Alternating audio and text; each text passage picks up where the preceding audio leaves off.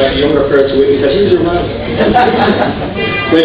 Thanks very much for everybody coming down. I've been to a couple of these and expect people to bring their friends. I'll just go. Bring your friends and some family, so I don't know who the hell the rest of you are, but thank you so much for showing up. This is not the book I set out to write.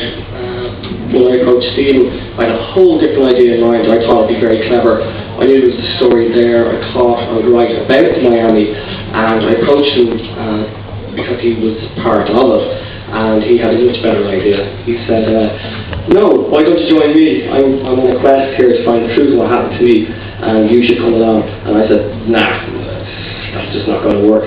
And then I thought about it a little bit longer, and I thought, this guy's onto something.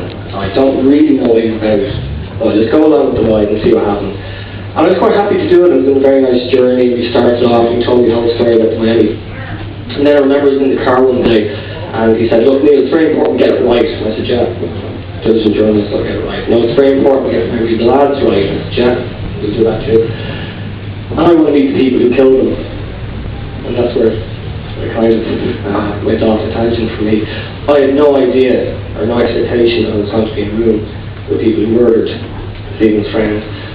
And that's where our path kind of went off on a tangent I'd never before seen before, a very, very dark one, but one which it's been a life-changing experience for me.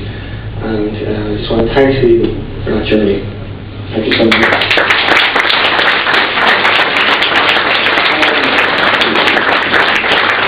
The thing about Stephen that first attracted me to Stephen's story was I read somewhere in the newspaper that he prayed for the men who killed his friends and almost killed him every night.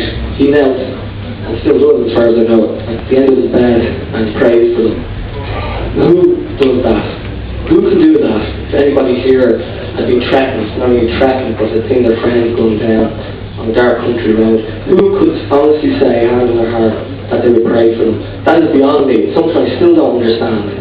And something I probably never will be. But there's only one man to try and explain that. And Stephen Travers. Thank you very much.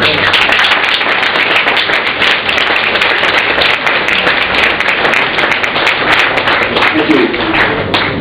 It's very strange to stand in front of the microphone without a bass guitar on. There's nobody better to launch this book than Albert Reynolds. He has my utmost respect. He built the ballrooms and he built peace. And we're all very happy here tonight. There's a lot of musicians here tonight very happy that Brian Darcy keeps this vow of silence because he knows more about it than anyone else.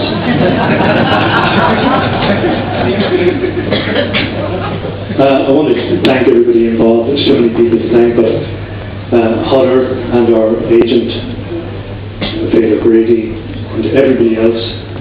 But I couldn't skip over without saying, paying tribute to the incredible bravery of Helen McCoy, Brian's wife, who is just an inspiration to all of us here.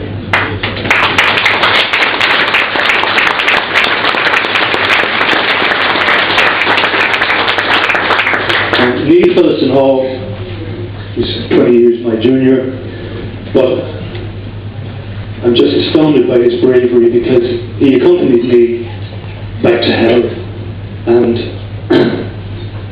he's just a credit to his generation. We needed not just my voice, but somebody who could speak to the new irony as well. And so I'm eternally grateful to Neil. Also, to my wife and daughter who put up with me and my moods for the last 2 years. When I go into my office, happy dad, and come back out moody, I don't know what, but because we had to just immerse ourselves in this thing. I'm glad it's over. There are two questions that arise all the time, and tonight I've been asked them a number of times. One is, why did we decide to do it now at this stage? Why did we decide to write the book? Well, I was under an obligation to tell a story, because had these people been successful in planting the bomb, our names would have been, our families' names would have been vilified. We would have been put down as terrorists carrying bombs, and nobody would have known about the roadblock. So that we wrote it is simply to fulfill our obligations to Tony, Fran, and Brian. The other question, we have a great knack in Ireland of making a statement by asking a question. It's a rhetorical question. But so many times people say to me, how could they do that to innocent musicians? The truth is we weren't innocent. We were the worst nightmare that these terrorists could ever imagine. We were part of an army made up of Catholics and Protestants, as Brian said, 600 bands crisscrossing the country all the time. We were armed to the teeth with Fenders and Gibsons and Ludwigs and Hurley's crazy boxes and Vincent Echo Ricks. I see Jim O'Connor nodding his head there, he knows all about that. We never lost a battle. Every night we absolutely annihilated the enemy. We had one common enemy, and that enemy was sectarianism. The band stood on the stages and brought people together and introduced Catholics to Protestants and vice versa. And a young Catholic fellow saw a young Protestant girl cross the ballroom and she didn't care. They didn't care what religion they were. I didn't know the religion of the lads in the band until I discovered later on, when they were well dead and buried, that they were either Catholics or Protestant. It never mattered, it doesn't matter. Every man or woman that ever stood on a stage in Northern Ireland, whether they were based up there or based down here, was a freedom fighter.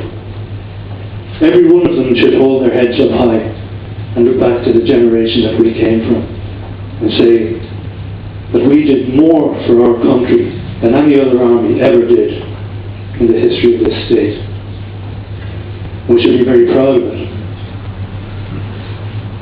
I had the incredible honour and privilege to share the last few months, weeks, days, hours, minutes, even seconds of the lives of Tony, Fran and Brian.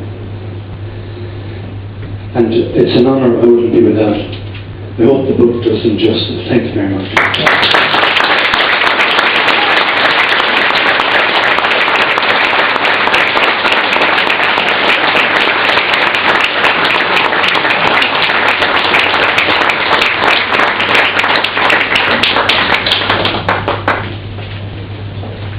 Ladies and gentlemen, thank you very much. I'd just like to thank Sunket Communication, who does our publicity, and to Karen Butler and her team for hosting the event here this evening. The book is on sale. Stephen and Neil are going to sit and sign copies. Now I'll just move the mic out to whoever. Thank you.